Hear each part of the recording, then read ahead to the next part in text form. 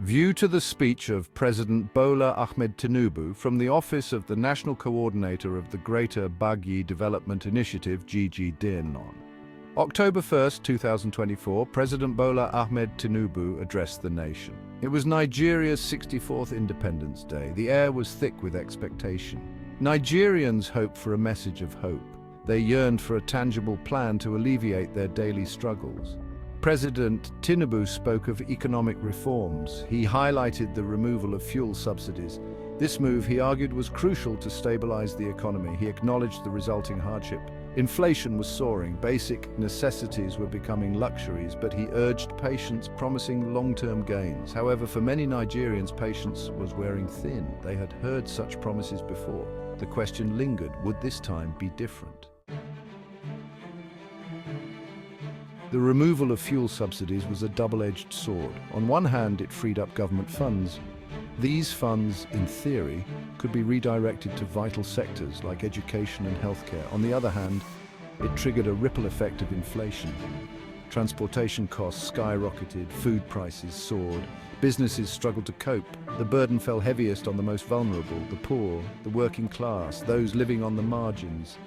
For them, the promise of long-term economic stability rang hollow. Their reality was the immediate struggle to afford a single meal. Their reality was the daily fear of being unable to provide for their families. President Tinubu also addressed the issue of security. He spoke of progress in the fight against Boko Haram and banditry. He cited successes in restoring peace. He assured the nation of the government's commitment to their safety. Yet these pronouncements were met with skepticism. The echoes of violence still reverberated across the nation. Communities in the north continued to bear the brunt of insurgency. Kidnappings and communal clashes remained a constant threat. The discrepancy between the president's words and the lived realities of many Nigerians was stark. It fueled a sense of disconnect. It deepened the trust deficit between the government and the governed.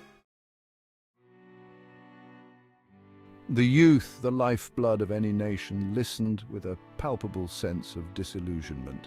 They had borne the brunt of unemployment. They had navigated the frustrations of a system seemingly rigged against them. The president's speech, while acknowledging the challenges faced by young Nigerians, offered little in terms of concrete solutions. The proposed National Youth Conference felt like a recycled idea. It lacked the urgency and innovation that the situation demanded.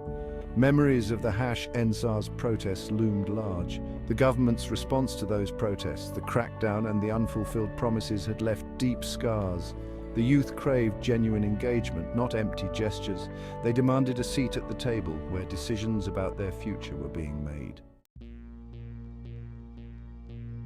Conspicuously absent from the president's speech was any mention of constitutional reforms. The current constitution, a relic of military rule, is widely seen as a barrier to true democracy and inclusive governance.